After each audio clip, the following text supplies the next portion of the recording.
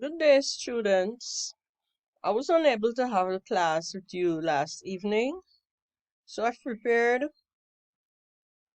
a short video that will help you to look at laughter in that short story, The Pyrotechnicist. There were some questions for you to answer, and I haven't seen any responses as yet, so I'm giving you a little bit more help here.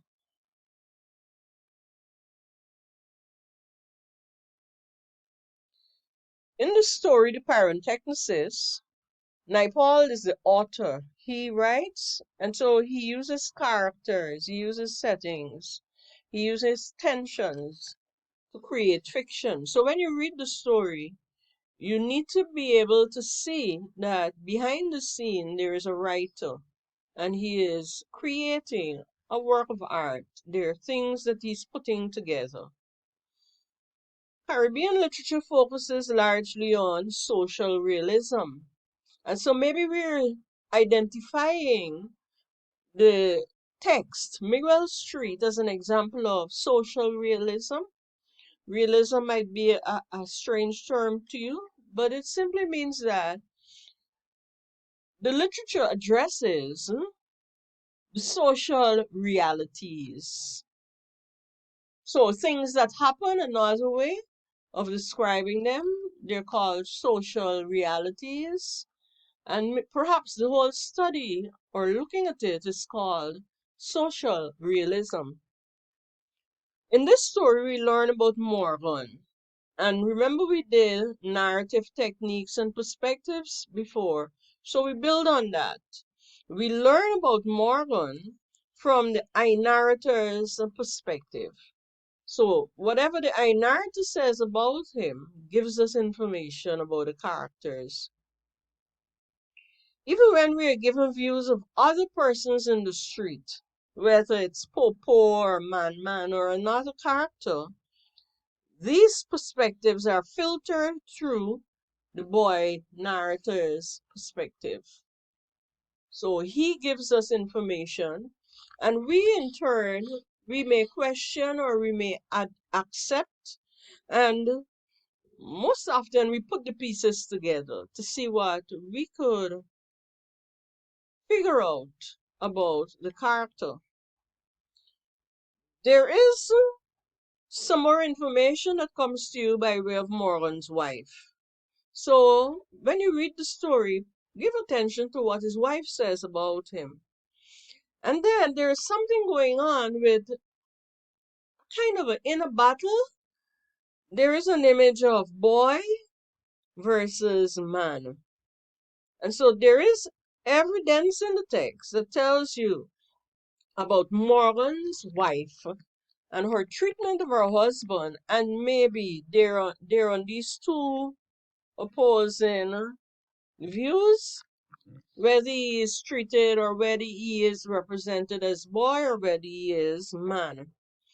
And when you do that, we're looking at the Caribbean man. If he's made to feel less than a man, maybe the term is emasculated.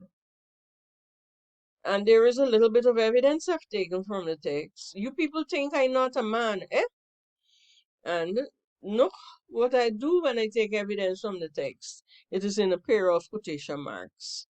And the page number has to be given in parentheses. So when I'm going to write anything about the story, I must get evidence from the text, and there is a particular way of treating the evidence from the text in my writing. Morgan is described as thin as a matchstick. And there are instances where Morgan is laughing at himself. And you need to question, why does somebody laugh at himself? As readers, we should question why Morgan laughs at himself. And then we put all the pieces together and we produce our independent character sketch. So it's called criticism. You criticize. It's a practice. You do it in argumentative writing, and it is expected in your study of literature that you develop that skill of being to pinpoint things and criticize them. Is this a good thing? Is this a bad thing? What is this saying about the character? All right? And now, consider this. Why is Morgan trying to elicit laughter? And here I have citations from the text, deliberately set out to clown. And you could go to the text and see who has said that. I've given you the page number. Was unhappy if people were not laughing at him. Who gives us that information? And then we read about the jokes, and someone says the joke not coming off. So what do we mean when we say that this joke is not coming off? What does it suggest? And on another level, the laughing could be ironic. And when we say irony, it just means the opposite. So comic irony means that it's not only the laughter you look at, but look at the opposite of what is being revealed to you, what comes to you, right?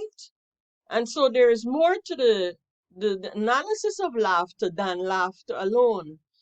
And so maybe it's laughter and its opposite, something that produces tears or something that produces a different kind of feeling other than just laughter for the sake of laughter. And we consider Morgan as an artist as he tries to make fireworks. And here the question is about artists and creating things. What does the term pyrotechnicist mean? And here I have a little diagram that introduces you to different interpretations of laughter, different considerations. First, I say laughter may be examined at several levels. First is the literal, and then the interpretive. So number one is the literal level, and all others, 2, 3, 4, 5, and 6, they are deeper levels of interpreting laughter. So one, literal, you identified instances of the laughter in the story, and yes, here is laughter. This here is example of laughter. But now you examine what the laughter communicates. And here it says playing the fool or playing the ass. You read about that somewhere in that short story about Morgan.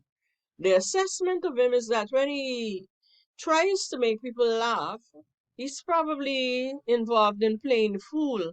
My L is missing from the map there, the concept map. You forgive me.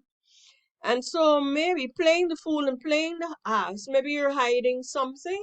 You're hiding a sense of underachievement. And underachievement in this sense is the Caribbean man as trying to be a man and coming over or presenting or other people seeing him as less than a man. And so there is the thing about laughing at myself.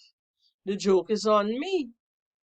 What is the desired response if I laugh at myself? Why do I put the joke on me? Next, you could consider when a laugh is not really a laugh at all. Next, consider laughter and Caribbean heroism. Heroism, or is it that the Caribbean man fails to see himself as a hero? He struggles and he doesn't get to the proportions of a hero. And so, is laughter now a form of escapism? I laugh because I just don't want to think seriously about it. And then I give you the one that says comic irony. Maybe I'm giving you terms that are challenging for you to work with, but carnival, take carnival, the laughter of carnival. What is it? And maybe there is a whole psychology of laughter. So I give you different aspects for you to examine and probe. And then you could dig for deeper meanings of laughter based on evidence in the text. Am I mistake again? I don't know how come I got an X here. But we look at how Morgan responds. How does Morgan respond to failure? One, maybe it's anger. And maybe there is something called displacement. moving the thing away from me or putting the joke on another person, examine the term displacement and see what you get. Morgan, he becomes engaged in fits of craziness. That's evidence from the text. And I want you to probe deeper and see what you come up with. Picking quarrels and fights with neighbors. The abuse of his children. There's a mock court scene. The joke misfired completely. That's one assessment that's given in the text. The joke was terrible and frightening. So the text of itself allows you to do a deeper interpretation of laughter and jokes. The street rejects him by not congratulating his sick jokes. Look at what happens when he doesn't get a response and he faces rejection. So Morgan gets drunk. So we could do some analyzing of how certain incidents provide understandings of Morgan. Morgan's wife and his children, they leave. And strange enough, there's another woman who comes on the scene. How does Morgan's wife interface with that woman? There's a confrontation with the two women. Morgan is being laughed at now. And we find, strange enough, Morgan's house is set on fire. And within that fireworks, that is when something astonishing and beautiful is recognized. And so I use the term ironic again. See how ironic it is. And then Morgan is charged with arson. So it means he had deliberately set his house to fire. So go to the term, the title, pyrotechnicis. And then it moves you to another level of thinking. Pyro and maniac. What does maniac mean? So work with those terms and see how it helps you. And then we get the reported speech. They say he went mad. So I want you to question whether there is some kind of a mental illness lurking around with this whole analysis of laughter. And so I've given you an example of how we could write about laughter in the text. And here I have it in Naipaul's story. So my phrase introduces the story. I give you the name of the story and look at the punctuation marks. You must try to do it correctly because it's an English course. In Naipaul's short story, we read of Morgan, and now I could introduce the quotation. Clunging, experiences that cause us to think deeply. Morgan would make jokes about his physique, and I put the quotation, flinging out his arms and feet when he knew people were looking at him. And so I put the parenthetical now, Naipaul, 1959, page 83. 1959, the year in which the book was published. And you only state the year first. After that, you omit the year. We all know that it's that book you're talking about, right? And so the rest of the essay is here for you to have a look at as an example. Maybe your example is not to come as at the high level of mine, but this is the best I could do to help you. Thank you.